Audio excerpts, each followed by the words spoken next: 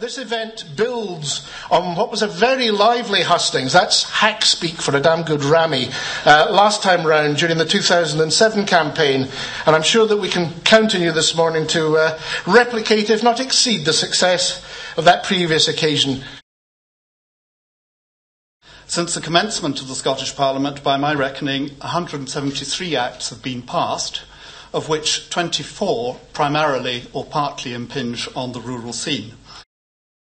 We will set up a commission on rural Scotland to make sure that where we're reforming public services, where we're bringing forward new infrastructure and initiatives, that rural Scotland is fully considered as part of that process.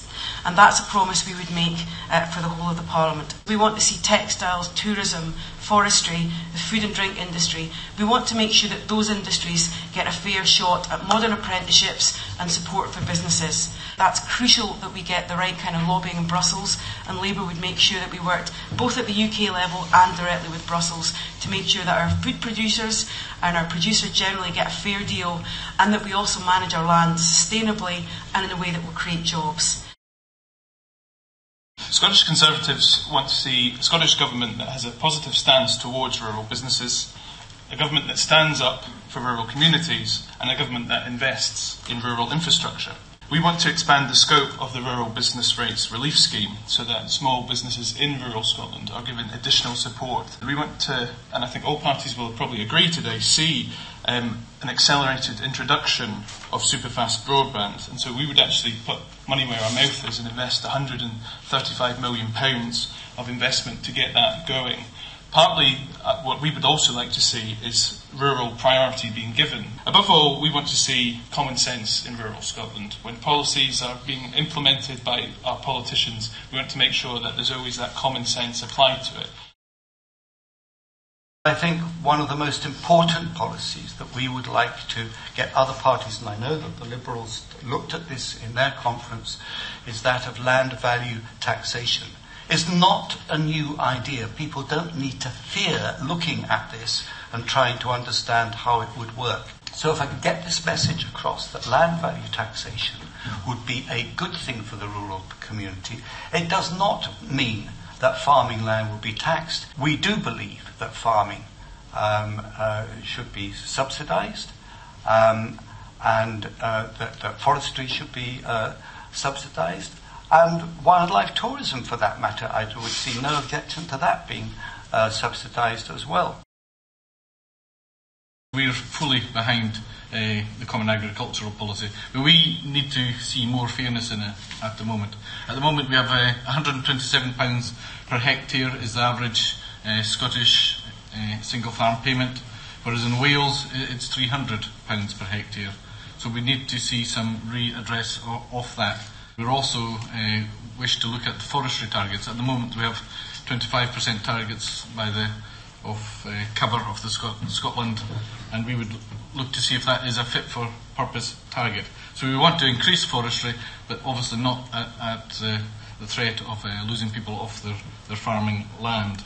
Affordable housing too, I think this is also an issue in rural Scotland, and we've announced in our manifesto that we'd have a home on the farm scheme, and this would be addressing the planning process to make sure there was a presumption to help with affordable housing in redundant buildings on farms. I think it's very important that we continue with the momentum we have behind Scotland's first national food policy. The world can't get enough of our salmon, the world can't get enough of our venison, the world can't get enough of our whisky, and so on. That's a huge national strength, and we have to continue to capitalise on that. Scotland needs to have a loud voice on the future of the Common Agricultural Policy and the Common Fisheries Policy as well. We can't leave it to Westminster and the UK Government to speak on behalf of Scotland's distinctive needs on these very, very important issues.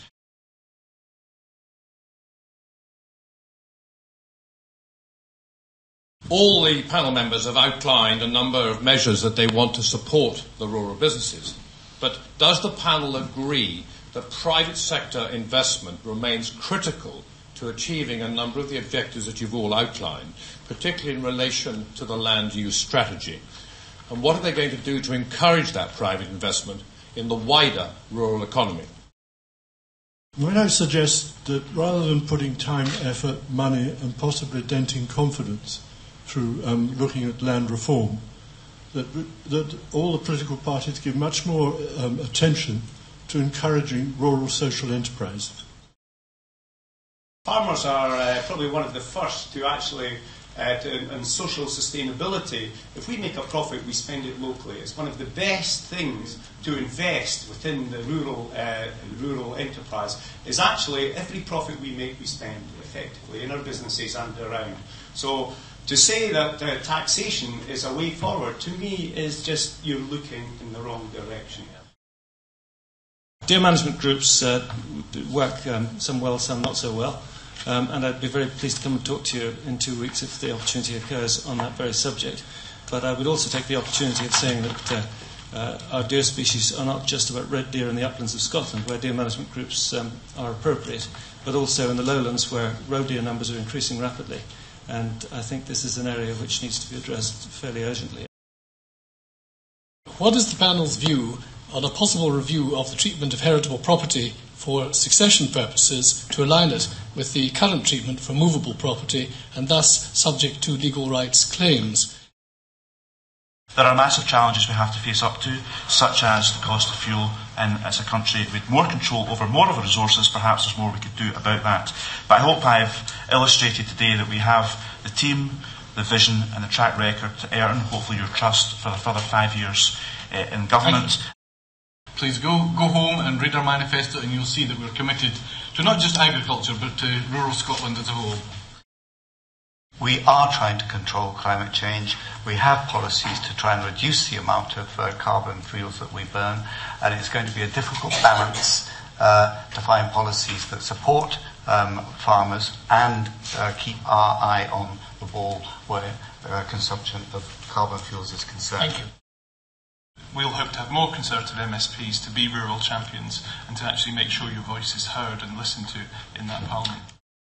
We need to have a government that focuses on actually the things that matter on a day-to-day basis and the bread and butter issues.